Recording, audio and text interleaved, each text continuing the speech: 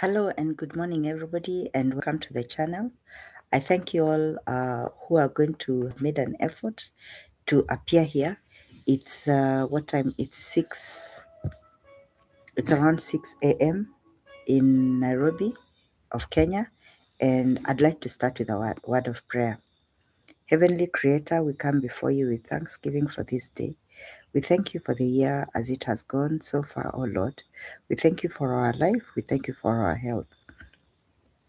I ask, O Heavenly Creator, that you go forth before me to all the viewers and subscribers who may be present today, who may be watching from any part of the world, that you go forth and bless them according to your heavenly plans, O Lord.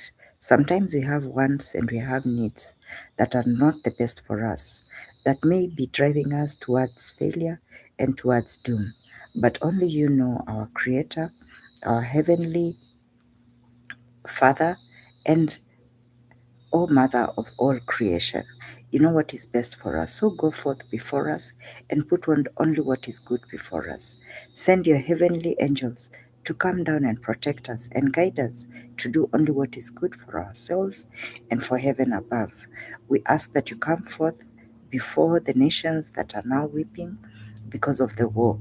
Go forth, O Lord, and put in the strength in the mouths of men and women alike to be able to control and to put a stop to these unnecessary wars that are going on, to put correct what is wrong, oh Father, to have the fearlessness and the sacrifice that is going to be required in order for some people to put themselves in the front line so that many may survive and many may be at peace.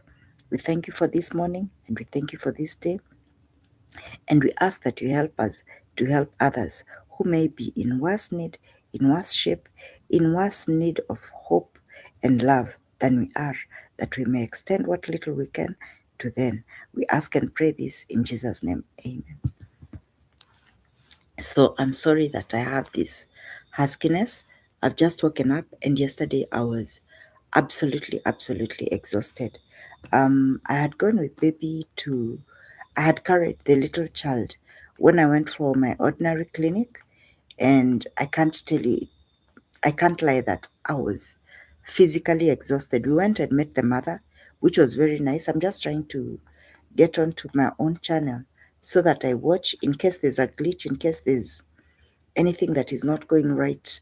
I always like to have the screen on so that I can also watch what's happening, and then I can know if there's an error that I may not be seeing on online here. Sometimes it may be going on speaking, but it's not showing on the screen.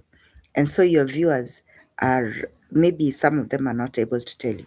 So I'm wishing you a good morning if you're in Kenya, or if you're in East Africa, or if you're within our time zone.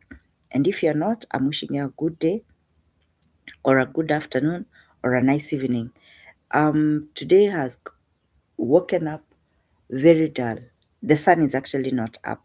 Usually by this time we'd be having some early morning sunrise, but it's all cloudy and dull and it's cold.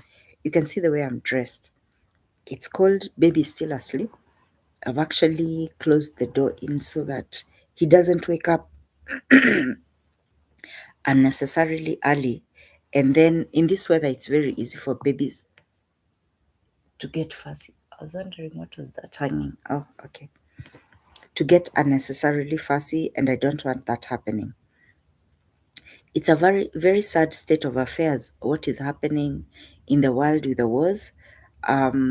We as Kenyans are particularly concerned because we have a lot of people in the Middle East, relatives and friends that are stationed there because largely because of work. And I'm praying for them that they may be safe. But even as we are praying for our family to be safe, we must remember that the cause of some of these wars is very man-made, and it is for very selfish reasons. And so even as we are praying for our own relatives to remain safe, and even the citizens of some of these countries, we must also remember and keep in mind very strongly that some of these nations that are now, we are now praying for to have peace, have been involved in some very critical human atrocities against mankind that have contravened every single basic human right upon their citizens and upon citizens of other nations. So for me, as I keep praying, yes, for the innocent souls that are involved and are going to be affected and are already affected in these wars, I cannot forget even for a minute that some of these leaders in these countries are perpetrators of atrocities against mankind, against humankind. I cannot forget at all, at all. And today I'm going to say that Dubai, all the gold in Dubai, it is just recently that we are talking about the atrocities, the genocide that was happening in Sudan. And it came to the realization, late realization of many of us internationally, that a lot of this gold has been harvested from Sudan. And this may have been the cause of the war in Sudan for so many years. And so, in the same vein, of course, I mean, I shall never ever support Israel on any note whatsoever in their war against anybody, whether they're being attacked, whether they're attacking anybody. Israel is always wrong. Because, in the first place, its creation of a nation and its choice of place in which to put this nation was illegal. It is internationally illegal. It has contravened so many international laws, but still it is befriended by the US, which is a superpower. And so there's little that the world can do. Again, also, Trump and the US government, and that is not to say that the people, but the US in itself, by accepting to attack other countries, is just violating international laws. And this is just what can you say? This is a bullish attitude by Trump, of course. I was so sad to see that the American government tried very much to veto the powers of the president in order to be able to control how much power he has about starting wars in other countries, but they were not able to. So the monster is with us to stay. And I'm so sorry for the people of America and also for the nations that get affected by the warlike attitude and utter bullishness that Trump has. Well, it's time that we just call spades a spade a spade. It's very unfortunate for Lebanon also, who are being attacked. My sympathy goes to Iran in all situations, despite what Iran has done. Of course, it has its own what because of extremities of some of the leaders' attitudes. Of course, there's stuff that has happened in Iran over the years that is not right. But when it comes to supporting nations, I stand with Iran. I stand with Iran. In all ways, I stand with Iran. And I'm hoping that they're going to get their strength back and protect themselves. I know this is going to be such a big injury in relation to war. Of course, it's going to be. As for Afghanistan, I don't have much to say because strictly Islamic states also contravene a lot of women's rights. So I can't speak for Afghanistan, but I can for Iran, and also the fact that Iran is such a critical um, nation in terms of the history of, I can't say the Middle East, but uh, the Far East, okay, not the Far East, but for the region also, and also for the entire world, because Iran was a very developed nation for very many years. A lot of scholarly studies were done in Iran. There was a lot of literal development that had been done in Iran. And even now, I do not solely believe that it is because of political sentiments that Iran is being hit. Not at all. Not at all. And so my sympathies will remain with Iran, as it does, of course, with Palestine. And I shall forever castigate Israel for what it does, and also the US, because I feel these are just bullish nations who are using their superpowers in order to be able to oppress other nations, attack them, harm them, I mean, critically injure them financially, which is very sad. But with time, this too shall come to pass. And I'm sure new ways are going to be devised of having war, and which are going to make it possible that the superpowers will not be the strongest. And even if I shall not be there in that day, I look forward to the generations that will come who will talk about this historically as the time when superpowers could just use the warfare method in order to overcome others. But the warfare will be on a different level in that time. And I pray that there shall be more peace. The In the country we have politics going on, and I don't like talking much about our local politics because that's a constant headache. Schools are back, and in fact, right now, children are on their way to school, and I can hear them outside chatting as they are bypassing. Some of them are being escorted by parents, of course, the younger ones. And soon I'm going to hear buses because the buses that come here to pick the children will normally come at around 6:30 to 7.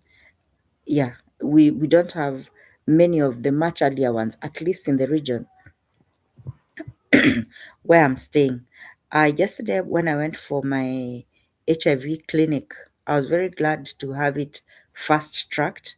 Of course, that means the more you adhere to your medication, to your clinical visits, and your blood count still remains okay, not blood count, but CD count of the virus still remains low, then the faster your your routine in the clinic goes.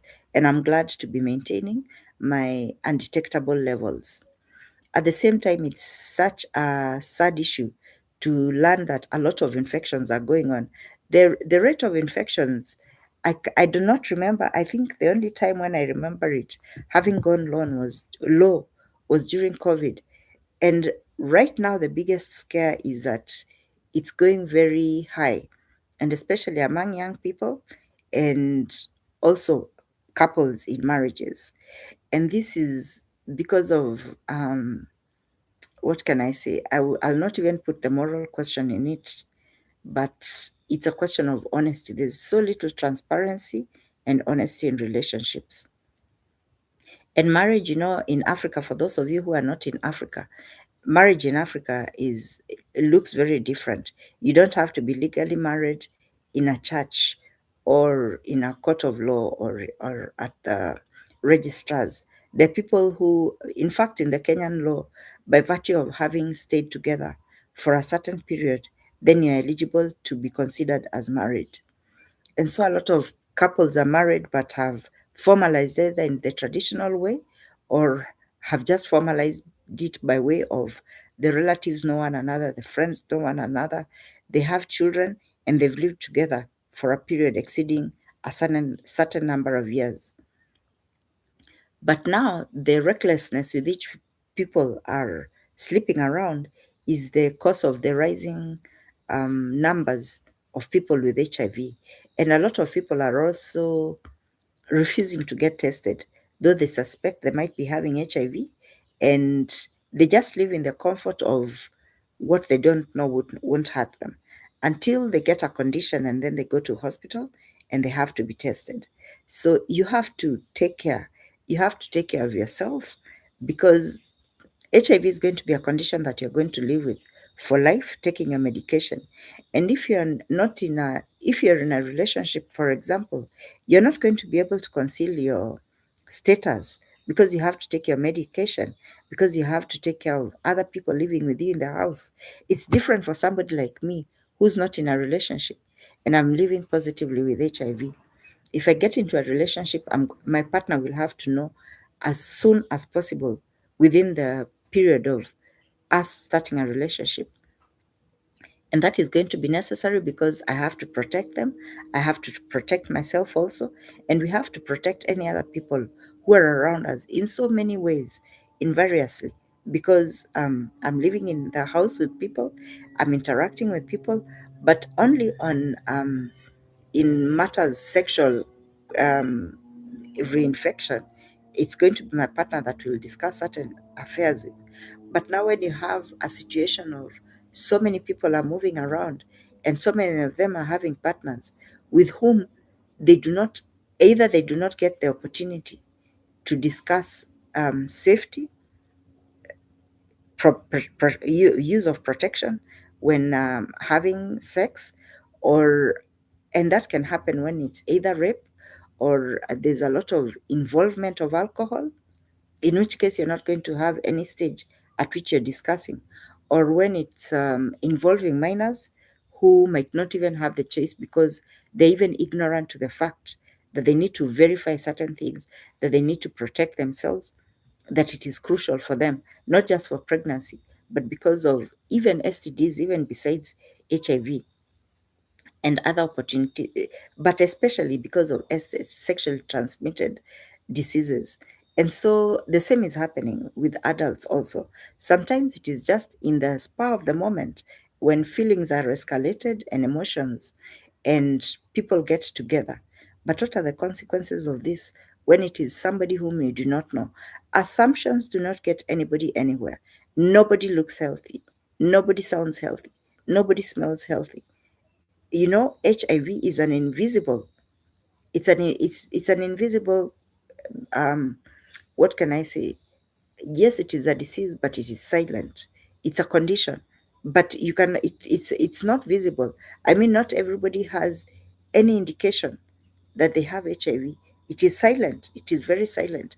And so, if I walk on the streets, you're not going to know that I have HIV. And if we get into a relationship, and we are having sex, and it's reckless, we are not having protection, you are not going to know that, because I am not mandated under any law to disclose my HIV status until we are in a certain relationship or the certain requirement that is necessary, like either a medical check, or I'm giving blood, or I'm getting into a certain employment where they need to know my status, and only if it's so specific that they have to know your status. Because even with employers, you're not mandated to know the HIV status of your workers unless they willingly give this information. So wherever you are, this is one thing that a lot of adults and children alike, and then youth also, are ignoring to take care of. And it's very sad. This is the biggest cause now of the growing numbers of people who are HIV positive. And it's very sad also for the youth, because also out of ignorance and out of fear, and I think I could say fear more than ignorance, they'll stay without getting onto their ARVs, without attending clinics and going and getting tested. And some of them will only just suspect because maybe they come later on to find out that a partner they slept with was HIV positive. And the danger with this is that you expose yourself to opportunistic diseases which may attack at any time, which may make you very vulnerable.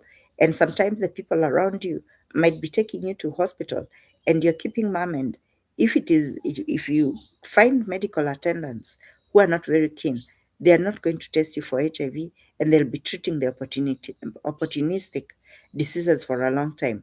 And by the time you're discovered to be HIV, when you're starting your medication, sometimes it may be that it's proceeded so much that now you even have visible scars of proving that you have HIV. So it's very important, people, to get yourself tested and to tell your partner if you're HIV positive.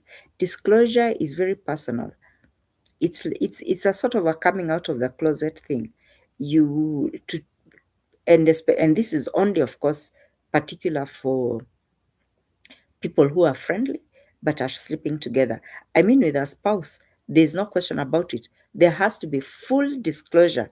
And this is stressed upon in clinics, but there are people who just choose. I've had so many stories when I was in active work as a community health worker. So many people I met were telling me that they're hiding the information from their husband, from their wife. I know this is so sad. It's even things that CHVs will normally talk about. And people go to great lengths to hide their ARVs, you know, either taking them in the office or hiding them in different pill boxes so that your partner can't know.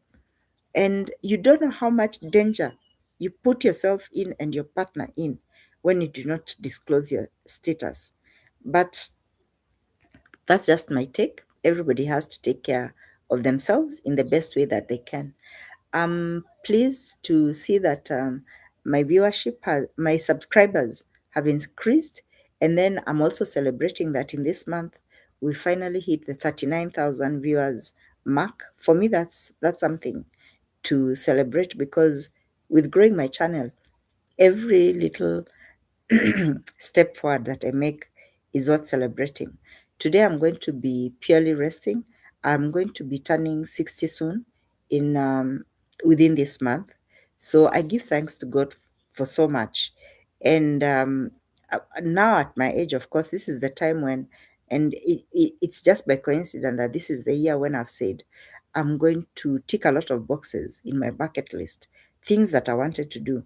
And some of them might not be great achievements, so they might not be trips to fancy places, or they might not be purchasing of certain things. No, no, no, no. A lot is to do with tackling issues, certain issues. And I don't think at this age there's room for fear.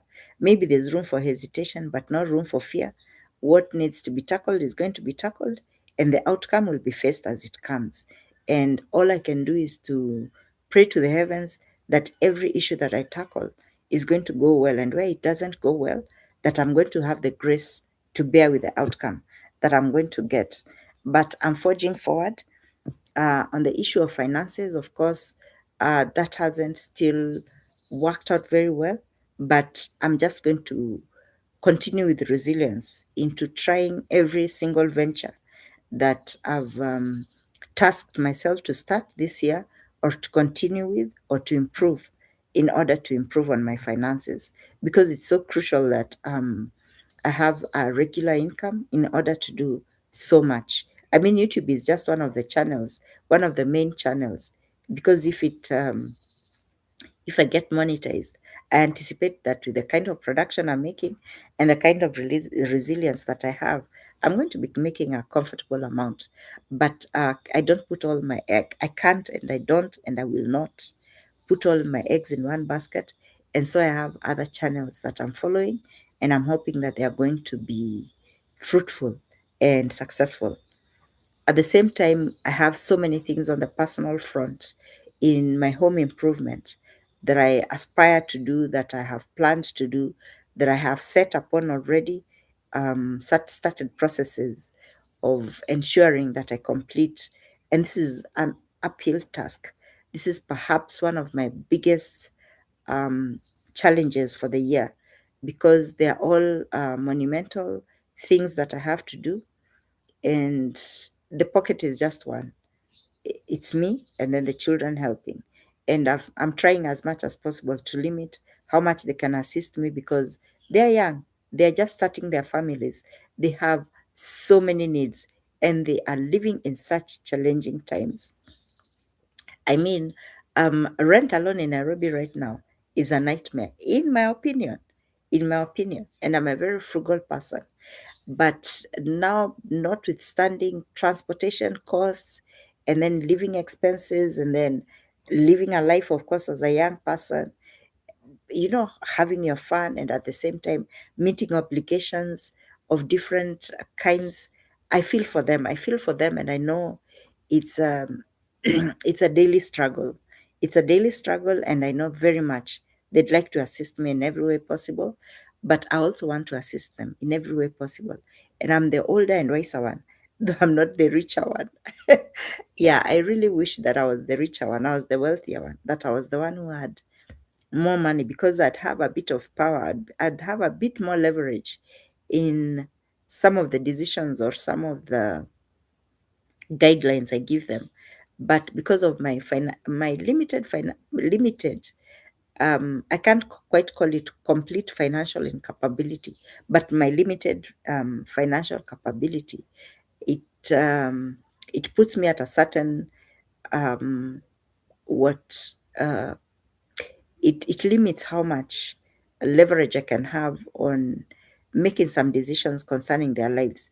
Because if I had the financial power, I would actually initiate and push some of the things that are happening in their lives to move faster, to go bigger. That's what I mean. I mean, not interfering in their lives as such, but boosting their capability so that they get to the level of settlement and retirement much earlier than I did have to, because things are only getting tougher. And so when they'll be retiring, maybe in 20, 30 years, it's not going to be as easy as it is for us. And they might have to push it even years later just to be able to settle, because things are getting so much faster, so much harder. But I'm committed to everything I'm doing, and I'm sure I'm going to be able to find a balance. I don't have to get great wealth, but if I just get a little money to go by and a little extra, that little extra is what I'm looking for. That is going to help. Um, I'm supposed to be planting my maize today. I have very limited resources, so somebody is going to help me. Has offered to give me some seed, some maize seed. Yes, right now. I'm not doing well financially, so I couldn't afford to buy treated maize, because we have seed that you can get, local seed, which is just maize straight from the shop, or you can buy treated maize from the agricultural stores.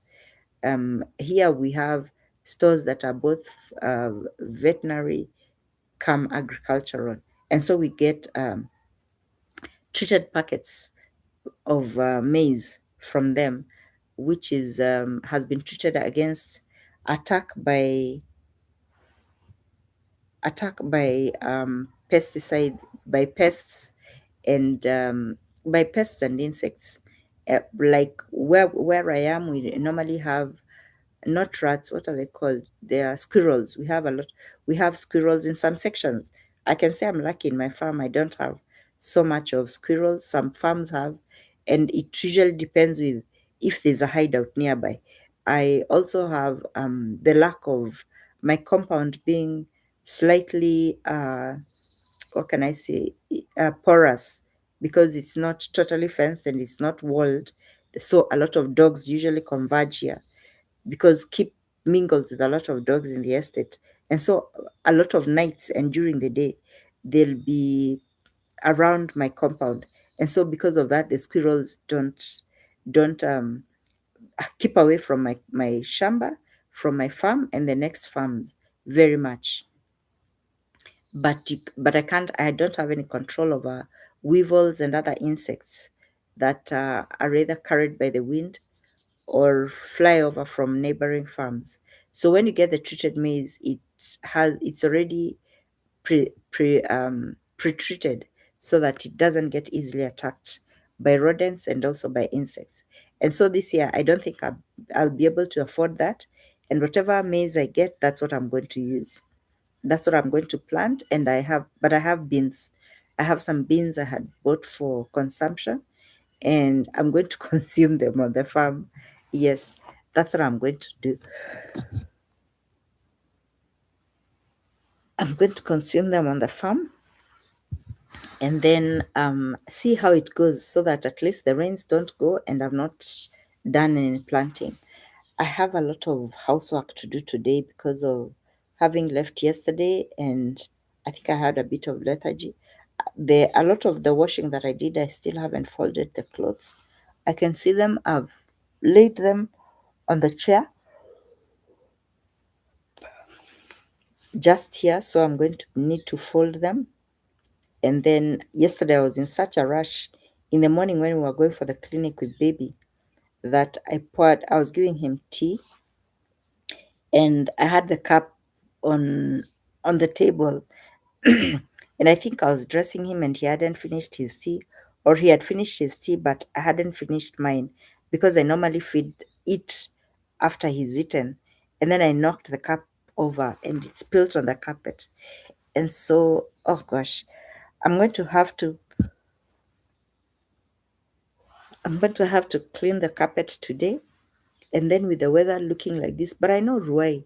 Even though the weather looks very dull and it's very cloudy right now, it might get to be very shiny, because I don't like to clean the carpet when I'm not taking it wholly outside and then have it stay in the house damp and make the house smell. I like when I'm able to open all the windows and then it can dry very fast. So that's one thing that I'm going to be doing today. And then today I have to cook a full meal for today and tomorrow, because yesterday we just had something light, And I was supposed to make a meal for dinner, but we had carried a lot of snacks when we came in from the hospital after we met baby's mom, my younger sister. She bought snacks for us, and the snacks I had carried for baby were also still there. So we just had a lot of snacks and a bit of food. I had a bit of, we just took a bit of a cooked meal. Most of it was just snacks. So today I have to make a full meal at lunchtime so that we have it for supper, and then we can have it a bit for breakfast tomorrow and then lunch. So you can see it's a busy day for me. And I was sleepless. I don't know, for a reason. For a reason, I was sleepless. I woke up at around 3:40, and then yesterday I posted my video for the day early. I think I posted it around 10 o'clock. Yes, I normally want to post the next day so that I have a video for every day. But I said since I already had it and I had no energy to complete the video properly and make it longer, so I thought there's also a lot of people who want to watch shorter videos because that was just slightly over half an hour. So I told myself, whenever, at whatever point I feel I've given enough within the day's video for the day, and if it doesn't, if it's, as long as it's exceeding 20 minutes, I'll just post it as it is. I guess not everybody wants a full 1 hour video which doesn't have a lot of content. They'd rather watch just a half hour or a 20-minute video that is full of content and interesting content. Listening if that's baby crying. No, I think it's a child who's crying outside. Yeah. So that's what I'm going to be doing. I'm going to be posting shorter videos and see how that goes. I'm still requesting that please, if you come online now or whether it's going to be later, please press the like and subscribe button. And if I'm following your channel, please follow my channel back too. I know YouTube normally says that you shouldn't do just exchange of subscription follow back, but we have to try. We have to give it a try. And I mean, I think it's just common social courtesy. If I follow your channel, you follow my channel. So please, if you're a viewer and you have a channel and I subscribe to your channel, please follow mine back. I'll appreciate. And if you're a newcomer into the vlog, into the live stream, please also subscribe. If you're not able to subscribe, let me know why. Is there a hindrance on the system? But if it's just you yourself thinking about it, the press button is always just before you. So you can hit a like if you like what you're seeing, or you can hit the subscribe. It's just getting, I thought it was the sun was going to peep through the clouds, but I see it has gotten dark again. And I'm just thinking that a lot of people are waking up now to prepare. Some have already prepared their children to go to work. Many are getting started to go and open their businesses, to go and open their jobs. And I know that when I was younger, whenever I'd have a small lapse between jobs, when it got to around five, between 5 and 6, I'd always wake up and I'd pray to God. Please, God, give me an opportunity to wake up early every day so that I may be heading out to go to work. It doesn't matter what kind of work, but give me an opportunity to work, to have a job, to earn some money. For me, it was so critical that I'm working, that I'm making money. Because I was a single mother, I was looking after children. And so now I'm so surprised that there are people who are still in their youth and they don't find it any problem at all that they don't have they're not in employment, or that they're not doing anything, they're not waking up to go and follow up something so that they may earn some money. I think this is very unfair on the people around you and even on yourself as an individual. If you're still having your strength, you're between your 30s and probably around 50, and you're not working, why is that? You don't have a business that you're waking up to think, today I need to do this. That's not good. Use your energy wisely while you're still young, while you're still able. I think it's not just lazy, it's very selfish that you wake up every morning, you wake up at whatever time you want, Your peers are waking up, pushing themselves to get up in the morning so that they may get ready to go and earn money. And some of them are working under very difficult situations. Some of them have very tough jobs. Some of them are very uncomfortable where they work, but they don't want to be sitting comfortably. They'd rather go and have something they're doing than sit at home and sleep as comfortably as they want to for however many hours that they want. Here I am, I have at 60, I shouldn't even be worrying about that. But whenever I feel that things are difficult, even now, why am I talking about trying different avenues of looking for money? Because I know having your own money is very important, not just as a woman, but as a person. So if you're a young person and you don't have work, you don't even have a business, you're not even trying to at least get out. Sometimes you'll not have work, but you'll commit yourself that every day in the coming week or in the coming month, I'm going to go to a different friend and ask them, can you refer me to somebody to get a job? Would you please recommend somewhere that I can go and look for work? I mean, there are factory jobs, there are some day jobs, there are people who want a part time worker in their premises. But if you're not trying at all, how are these opportunities going to get to you? You should get up. If you're a young person, no, no, no, no, no, this is wrong. Do not sit down. And I don't know about other places, but in Kenya, people just sit down and keep on saying there are no jobs. It's very difficult to get jobs. Even graduates don't have jobs. They can't find jobs anywhere. Where have you tried? You can't just say there are no jobs if you're not trying. If you walk around, there are a lot of manual jobs. I know places where they have shortage of hands. I know factories have jobs all the time, but some of you are so placed that you don't want to think about going to look for a job in a factory. When you're talking about a job, what you're thinking about is an office job, a blue collar job. No, if you do not have work, if you do not have employment, and at the same time you don't have your own business that you're running, try and go and look for these other opportunities that are open. Work in a factory, go and ask a school if you can temporarily work for them, either as a teacher or as a cook or as a farmhand, taking care of the compounds.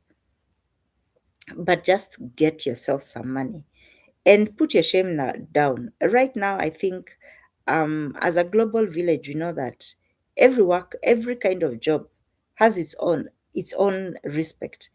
You are respected when you're a worker, period, not when you're a worker of a different kind.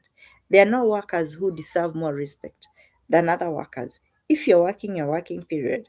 So it doesn't matter. Go out and look for jobs. Think out of the box. Does somebody have a job? Go and ask them, might you be looking for an extra person to work in your store, even if it is just packing the boxes? Yeah, and sometimes your level of education, the jobs for your level of education might be so unavailable to you. Just consider getting jobs that require less qualification. Even if you are more qualified, ask ask for some of those jobs and start there. Sometimes your level of qualification is what guarantees your promotion. But that will happen only when you're in the job. But when you haven't even started and even accepted that you may be employed or you may be taken up to do a job that is of a person of a lesser qualification than you, how are you even going to get the experience of the person who is of a lesser qualification than you? You go ahead and accept it and take it. And then while you're on the job, I mean, it's usually very easy for supervisors and managers and organizational directors and owners to look into somebody's work and say, yes, I can see this person has um, more expertise at this job, has more, if is more efficient at this job, and then they come and find out probably that it's because of your qualifications, and they get to promote you. So try and better yourself in any way. It will help a lot. We've been having, with the wars going on, I'm trying to think what the churches are saying. I know at least For the Catholic Church, they spoke out about politics and their upcoming politics. Very recently, I'm seeing what looks like a mouse on the tree, but I think it's just leaves that are differently shaped. It can't be a mouse on the tree. And now with the wars going on, I mean, I don't know what the church will be saying about this, but it should be speaking out, and it should be speaking out especially for the wrongdoers, because in every war, in every fight, there's the instigator, and then there's the innocent person who's being crushed. So I feel that the church should speak out, but we'll wait we'll wait to see. From I mean, I haven't been watching the news a lot, and I know the church usually keeps quiet on matters like this and then just makes general statements, and they don't make proper moves to block out persons who might be directly involved in any way with some of these decisions. And sometimes you find that the world leaders who are involved in some of the atrocities against other nations or their own citizens or something, and then at the same time attend what prayers in centers where the religious leaders of those centers do not call them out, but instead embrace them because of the kind of donations they make. So I anticipate that a lot of churches, even if they make comments, they'll make sweeping comments, but not touching their own members of congregations who might be directly involved in making some of these dire decisions that cause so much damage and death across the world in different places. So today I'm not also going to do a full hour of this live video. I don't know whether I should push it, but I'm really I really have a lot of work. It's already daybreak, and I know if I'm not in bed for long, baby sometimes wakes up very early, and then I have to just chide him to stay in bed a little bit so that I can rest a bit. But I know that if he wakes up now and he sees I'm not in bed, definitely he's going to get up and come out. Yeah, he's going to get up and come out, and I'd like to be ready at least with breakfast because I haven't done breakfast. I just woke up and thought, let me do a live because yesterday I didn't do one, and I don't know whether I'm going to get time much earlier today or whether I'm even going to do a video today because of the amount of work I have, and then because I also need to rest. I'm not feeling exhausted right now, but I know it's going to catch up with me because I also lost sleep very early in the night, or the wee hours of the morning. Let me not call it early in the night, but the wee hours of the morning. So I thank you very much for those of you who've bypassed at least to see what's happening. I appreciate it. I pray that you have a good day, that you have a good afternoon, a nice evening, and a nice night. Oh goodness, I'm even feeling my eyes drooping, and I can hear the bed, and I think he's awake. And so I'm wishing you all blessings from God, that God may guide you and bless you and protect you and meet you at your point of need. And so from sunny Ruai of Nairobi in magical Kenya, I say bye bye.